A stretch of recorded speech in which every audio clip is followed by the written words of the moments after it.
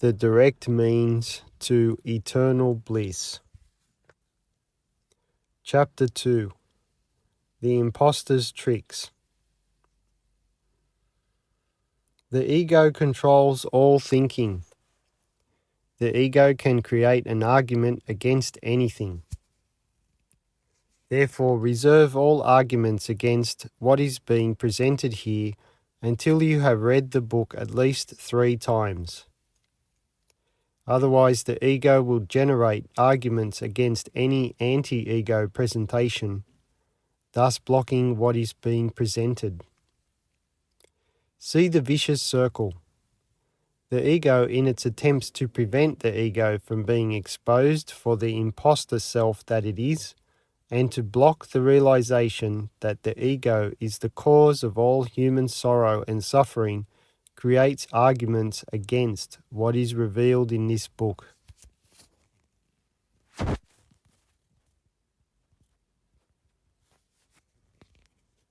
Because the ego sets the standards for the debate, the ego always wins the debate. The way to break that vicious circle is to delay all arguments against what is presented here until you have read the book very slowly at least 3 times. Having the motivation to understand instead of the motivation to argue will help to produce an insight into what is being presented here. At least give what is being presented here a fair chance by being aware of the arguments that the ego creates and disregarding those arguments until an insight into what is revealed here is awakened. Plenty of time to argue later after reading the entire book.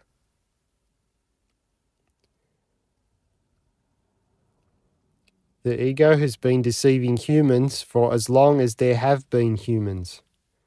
Be aware of the ego's attempts to deceive you.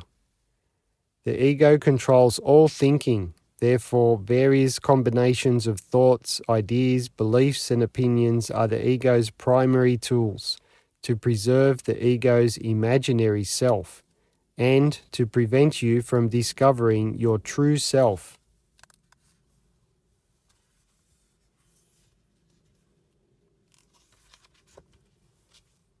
Most humans have never observed the background of awareness, not even for 1 second. Therefore, whatever opinions most people have about what the background of awareness is, what its qualities are, what the true self is, etc., have no basis. If you observe the background of awareness for many hours every day for a number of years, then you will eventually know that your awareness is infinite, eternal, awareness, love, bliss. Because most humans spend their entire lives looking outward at thoughts, the body, the world, people, places, things, etc., most humans never observe their own awareness, not even for 1 moment in their entire lives. Concepts, beliefs, and conclusions are not truly important. What is truly important is direct experience. Be aware of your thoughts, ideas, beliefs, and opinions and see how they serve the ego. See Chapter 1 for a clarification of the difference between the ego and the true self. This book is a practical guide to direct experience, not a theory for intellectual entertainment. Because the ego is afraid of ending, the ego directs and creates thoughts, ideas, concepts, beliefs, and opinions that will help the ego to continue its illusion of being real, and that will prevent the ego from being brought to an end. Those concepts are ego preservation strategies. Those concepts are the ego's tricks. Because thoughts can be combined in trillions of combinations, the ego can create trillions of preservation strategies. The ego has the ability to hide what it is doing from itself. The ego creates ego preservation strategies throughout the entire day. Most people are not aware of the ego's preservation strategies. If you are not aware of how the ego preserves its imaginary self, then the ego succeeds in preserving its imaginary self. One of the purposes of this book is to look at how the ego preserves its imaginary self. If 1 million people study a spiritual teaching and only one of those people brings the illusion to its final end, why did the other 999,999 miss the opportunity? The reason the other 999,999 people missed the opportunity is because of the ego's fear of ending. Due to the ego's fear of ending, the ego creates strategies to preserve its imaginary self. Distorting spiritual teachings is one of the many strategies the ego uses to preserve its imaginary self.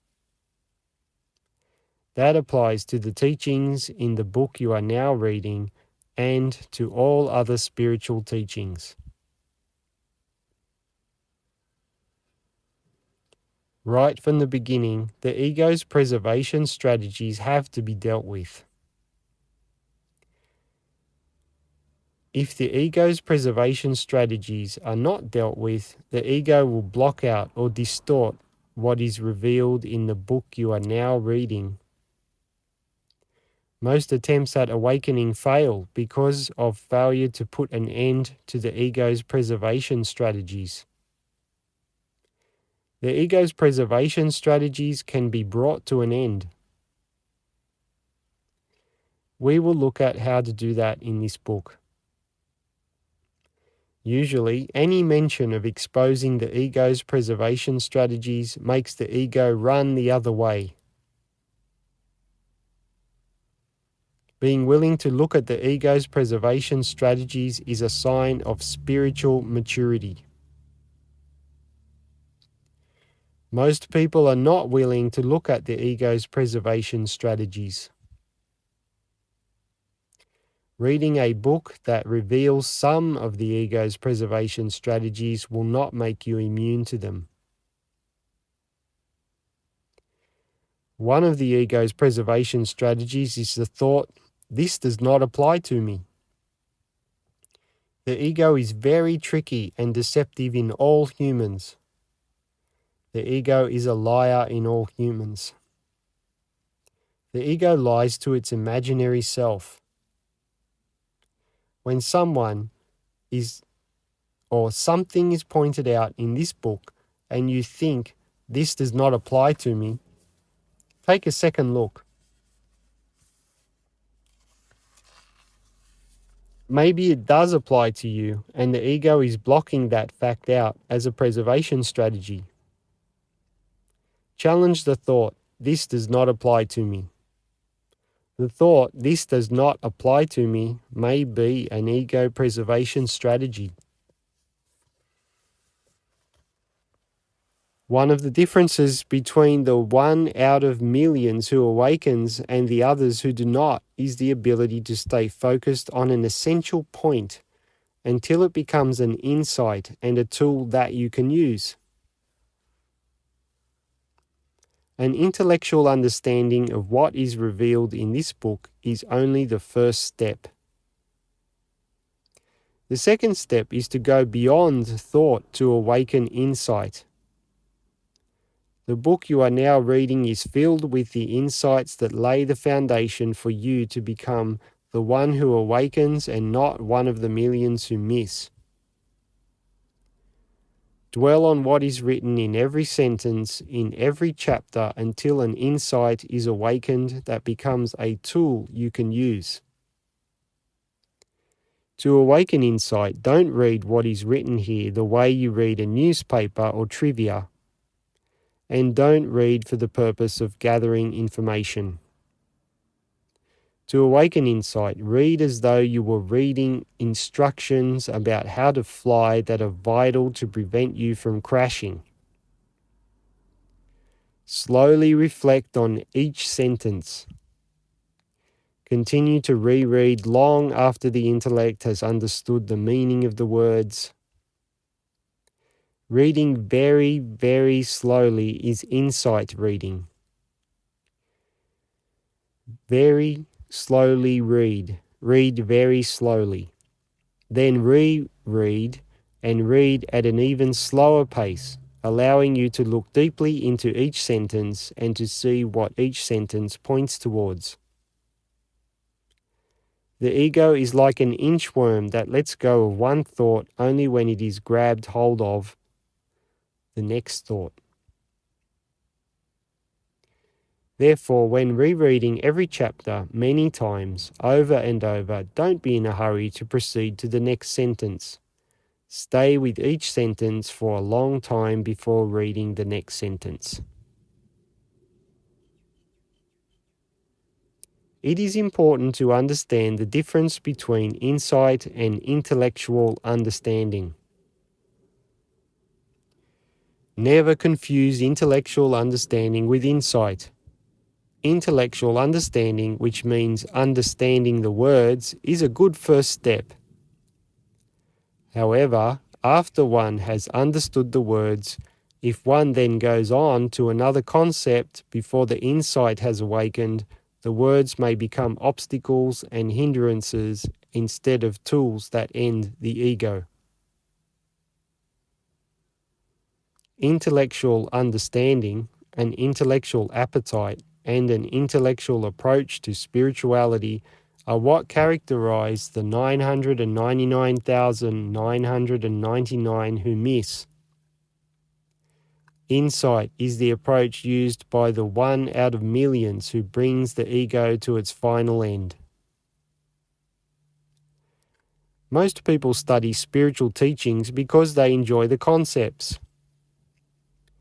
The ego is fundamentally dishonest in humans, and the ego has the ability to hide what it is doing from its imaginary self.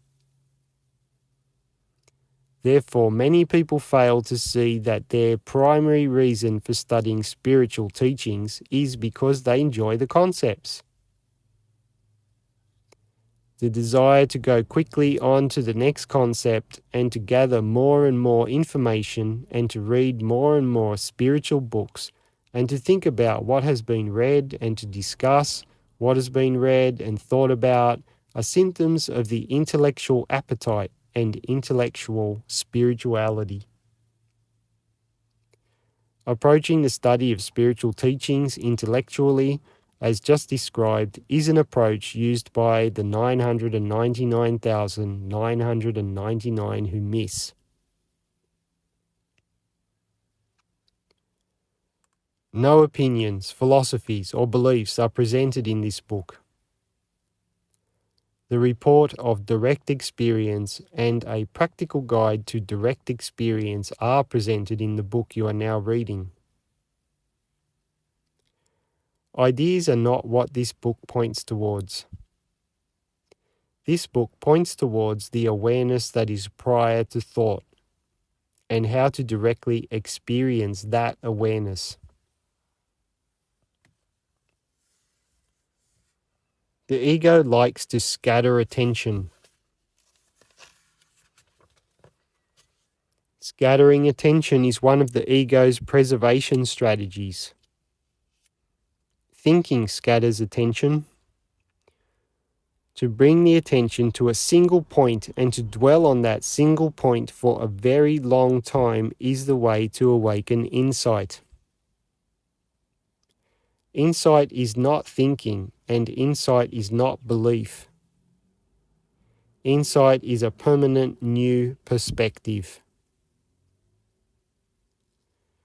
To find one powerful quote, not a quote that the spiritually immature ego selects in its efforts to preserve itself, And to stay with that quote until insight awakens is the kind of approach used by the one in millions who brings the ego to its final end. Those who use this approach are rare. Keeping the attention directed outward is one of the ego's fundamental tricks. Creating unnecessary activities is one way the ego keeps the attention directed outward and is another of the ego's tricks. Dropping all unnecessary activities to create the maximum amount of time for spiritual practice is an essential key to success in bringing the ego to its final end. Pretending that a journey through thought is an authentic spiritual teaching or journey is also one of the ego's tricks. The ego has as many tricks to draw upon as there are concepts, ideas, beliefs, and opinions. Choosing belief instead of direct experience is one of the ego's tricks. Wasting time is one of the ego's tricks. Spending time in entertainment that could have been spent in spiritual practice is one of the ego's tricks. Almost all thoughts are just the ego's tricks. Reflect on one sentence for a very long time before reading the next sentence. Reflecting means looking. Reflecting does not mean thinking. And reflecting does not mean arguing. Stay with each sentence until you have an insight into it. The previous sentence describes a key approach used by the one in millions who succeeds in living in infinite, eternal awareness, love, bliss. There are a few key principles to be understood, and a little reading may be required for that. However, to go on and on reading books, more and more spiritual books, one after another, is an ego preservation strategy, another trick the ego uses. Most reading, discussing, and thinking about spiritual teachings are ego preservation strategies, tricks created by the ego to preserve its imaginary self. The ego continues thinking about spiritual concepts to avoid the practice that leads to the ego's final end. The ego keeps people lost in an endless maze of concepts. Spiritual concepts do not lead to freedom. Only practice leads to freedom. However, it must be the most rapid and direct spiritual practice and not a practice created or distorted by the ego. Read chapter 2 very slowly 3 times before reading chapter 3. For quotes that support the teachings in this book, read the book The 7 Steps to Awakening. There is more information about the 7 Steps to Awakening on the last page of this book. The 7 Steps to Awakening is a collection of quotes by 7 liberated sages. The 7 Steps to Awakening works very well with the book you are now reading.